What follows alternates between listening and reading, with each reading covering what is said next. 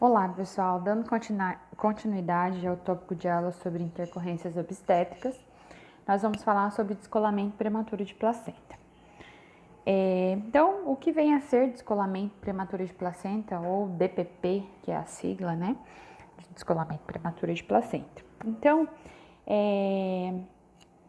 normalmente inserida é a separação intempestiva da placenta implantada no corpo do útero. Então, na imagem à direita, a gente consegue observar um feto e a placenta e esse conjunto, essa coleção de sangue, que é a característica mais marcante do descolamento prematuro de placenta, né?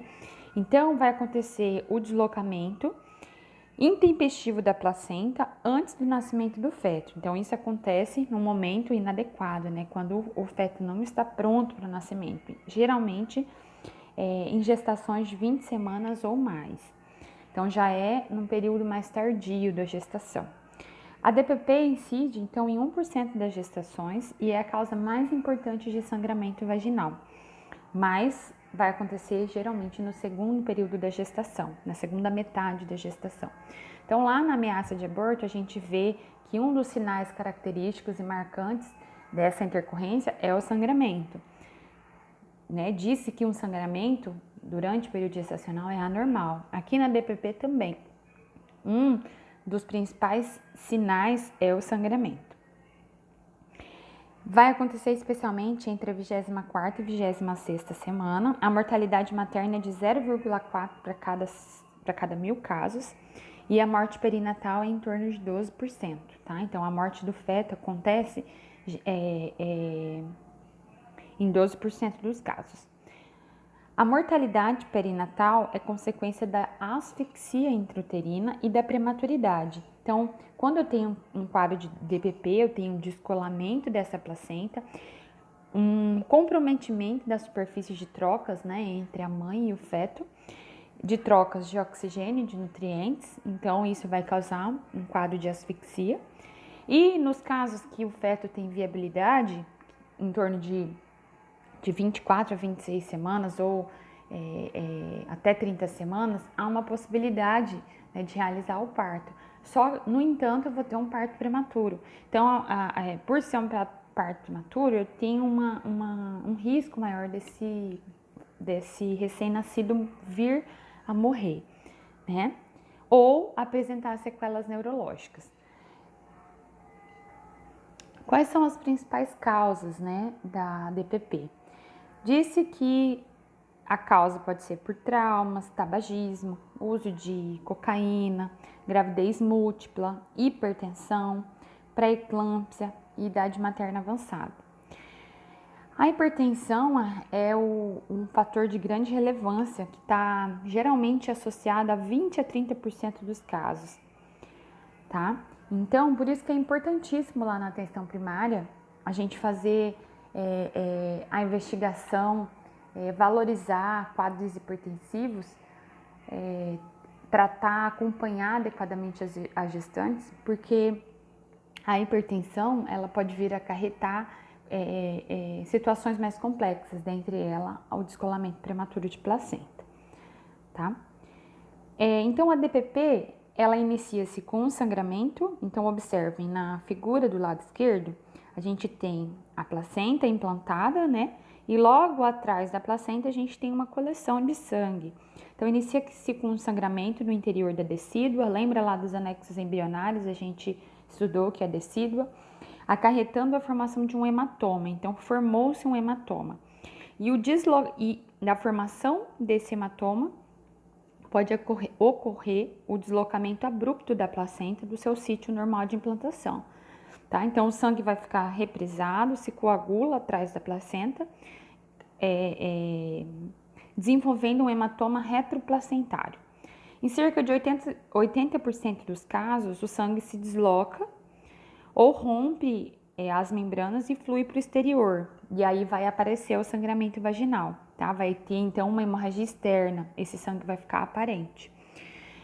Nos 20% restantes, o sangue fica totalmente retido e vai caracterizar uma hemorragia oculta, tá? Então, não necessariamente em todos os casos vai haver um sangramento aparente. Aqui a gente tem também do lado esquerdo o que nós chamamos de hemoâmnio. O que acontece? Essa coleção de sangue atravessa as membranas e entra na bolsa das águas, né? Então, o que era para ser só líquido amniótico se torna uma mistura de líquido amniótico com sangue, que a gente chama de hemoâmnio, tá? Então, o sangue acomete a cavidade ovular. Numa grande hemorragia oculta, os componentes do sangue provenientes do hematoma retroplacentário pode atingir o miométrio. Então, o sangue, quando absorvido pelo miométrio, vai causar o que nós chamamos de útero de Coveler. Então, o útero fica com essa característica marmorizada, esse sangue represado na parede do útero, causando uma que chamamos de apoplexia. E às vezes esse é um quadro indicativo de histerectomia total. Às vezes é necessário retirada total do útero, tá? Qual que é o quadro clínico em casos de DPP? O que é que a mulher vai apresentar quando ela está desenvolvendo um quadro de DPP? Então, o quadro clínico é variável, pode haver desde casos assintomáticos, mulheres que não apresentam nenhum sinal e sintoma, até aqueles que pode evoluir com a morte fetal e mortalidade materna, tá? Os sintomas clássicos, como eu já falei, são aqueles que permearam a ameaça de aborto e tem muito a ver com o descolamento prematuro de placenta. São sangramento vaginal, dor abdominal e endurecimento, né, enrijecimento da parede abdominal. O volume da hemorragia tem pouca correlação com o grau da DPP, então não quer dizer que um quadro onde tem um sangramento intenso seja mais grave do que um que não tenha, porque eu posso ter uma hemorragia aparente, como eu posso ter uma hemorragia oculta. Por outro lado, a extensão do deslocamento está associada ao óbito fetal. Então, um quadro de descolamento de placenta, onde eu tenho uma separação superior a 50%, então aquele sítio de implantação da placenta descolou mais que 50%, já se disse que leva a natimortalidade com frequência. Então, deslocou mais que 50%, as chances do feto morrer é muito grande, tá? A hipertonia uterina é pontual, ou seja, o útero fica endurecido, hipertônico, né? Vai ser acompanhado de contrações de elevada frequência, vou ter várias contrações, mas com baixa intensidade. Então, a palpação, o útero é duro e doloroso. Então, você vai palpar o abdômen e a mulher vai queixar de dor. O diagnóstico, como é feito o diagnóstico da DPP? Ela é preferencialmente clínico, o diagnóstico é clínico, com relato de dor abdominal, de intensidade variável, pode haver perda sanguínea de cor vermelho escuro. Olha que coisa interessante. O sangramento da DPP, ele é vermelho escuro com coágulos, porque eu tenho esse quadro hemorrágico lá atrás, na região retroplacentária. Quando esse sangue sai, ele vai vir um sangue coagulado, um sangue escuro, então é uma característica da DPP. Sangramento vermelho escuro com coágulo, às vezes em quantidade pequena, tá? Não necessariamente a mulher vai ter um quadro de hipotensão, tá? Ela pode estar tendo esse sangramento, mas você vai verificar lá os sinais vitais, verifica a pressão arterial, ela não tem um quadro de hipotensão. Em alguns casos, o sangramento pode ser oculto, ocorre na fase inicial, TAC e hipersistolia, seguido de hipertonia uterina, alterações do batimento cardíaco fetal. Então, a gente faz a avaliação da mãe e conjuntamente com a avaliação fetal, né? E aí, se nós temos alteração do batimento cardíaco fetal, isso é característico de sofrimento fetal, ou seja, esse deslocamento da placenta está fazendo a diminuição da superfície de troca e esse feto está exposto a risco de morte iminente. Ao exame obstétrico, o útero em geral encontra-se hipertônico, doloroso, super sensível a manobras palpatórias, os batimentos cardíacos podem estar alterados ou ausentes, há comprometimento variável das condições gerais maternas, pode haver palidez da pele, das mucosas, Pode ser que chegue, em caso de hemorragia mais intensa, ao quadro de choque, né? Podendo também apresentar distúrbios de coagulação sanguínea. Então, são alguns sinais característicos. Opa, tem uma chamada aqui, desculpa, pessoal. E aí, um recurso que eu tenho para verificar a situação do colo dessa mulher é o toque vaginal. Como eu falei também lá na ameaça de aborto, nós também podemos fazer o toque vaginal em uma mulher com ameaça uma mulher com descolamento prematuro de placenta. Então, o toque no início do DPP mostra um colo imaturo, longo e com dilatação mínima. Ou seja, o colo está longo, ele não é a hora do parto. Então, eu não estou tendo um trabalho de parto prematuro. O colo não tem característica nenhuma de quem está querendo entrar em trabalho de parto. A bolsa das águas está tensa, né? Por que a bolsa das águas está tensa? Eu não disse que há uma hipertonia do útero? Opa, hipertonia do útero, não, hipertonia uterina já o próprio nome já diz. Então, eu tenho uma hipertonia uterina. E quando a bolsa das águas é rompida, despeja um jato forte do líquido amniótico e muitas vezes com essa característica hemorrágica. Então, como está acontecendo essa hipertonia, se vir a romper a bolsa das águas, vocês vão perceber que será um jato muito intenso. Então, é uma outra característica do descolamento prematuro de placenta, tá? A cervicodilatação pode ser completada com rapidez. Então, aquele colo que estava fechado, né? A cervice estava fechada. Pode acontecer ocorrer uma dilatação muito rápida, tá? Por conta dessa hipertonia uterina, vai forçar a saída, né, do concepto e tudo que há dentro da cavidade uterina. E pode acontecer a expulsão fetal com a mesma agilidade. Então, é uma característica da DPP, tá?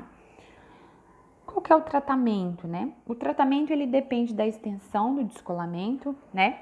Lembrando que um descolamento superior a 50%, a viabilidade desse feto é mínima, tá? Vai depender, então, do comprometimento materno, do comprometimento fetal e da idade gestacional, né? Idade da gravidez. Então, em casos de DPP com feto vivo e periviável, que seja maior que 23 semanas, então eu tenho um feto que está vivo, tem batimentos cardíacos, é um sinal, né, de que ele está vivo. Tem idade gestacional maior que 23 semanas, pode acontecer a interrupção da gravidez, de preferência por parto cesariana, tá? Então, existe um risco de morte desse feto, mas também há uma possibilidade de que, por maiores os riscos aos quais ele está exposto, há uma chance de sobreviver. Tá, então daí é indicada a cesariana. Em caso de DPP grave com morte fetal, o feto inviável, vai ser realizado o parto vaginal, tá? Então aí tem mecanismos de impulsionar esse parto e vai ser por via vaginal. Em gestações pré-termo, ou seja, menor que 34 semanas, quando o quadro de DPP não é grave, há um descolamento, mas um percentual mínimo de descolamento dessa placenta, o estado materno tá legal, o estado fetal tá legal, vai se recomendar a conduta conservadora, repouso, né? Evitar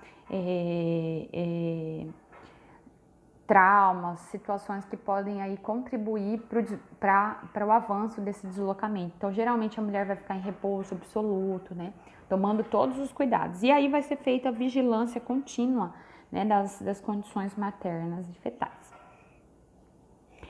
Qual que é o prognóstico em caso de DPP? O prognóstico fetal, a DPP é responsável por 10% da natimortalidade, a morte perinatal é de 119 por 1000 nascimentos, né? Especialmente pelo parto pré-termo, que incide em 10%. Cerca de 34% dos que sobrevivem desenvolvem leucomalácia periventricular ou hemorragia intraventricular, então são consequências, né, desse nascimento fora de um período adequado, né? E o prognóstico materno, cerca de 20% das mortes maternas por hemorragia são decorrentes de DPP. Agravam o prognóstico com antecedentes toxêmicos, quadros de hipertensão, né? Coagulação intravascular disseminada, que é esse CID, choque e insuficiência renal aguda, tá? Então, a referência que eu usei também para essa aula foi o livro do Montenegro e Rezende, publicado uma nova edição agora em 2019. E a gente vai ficando por aqui. Qualquer dúvida, eu estou à disposição. Beijinhos, tchau, tchau.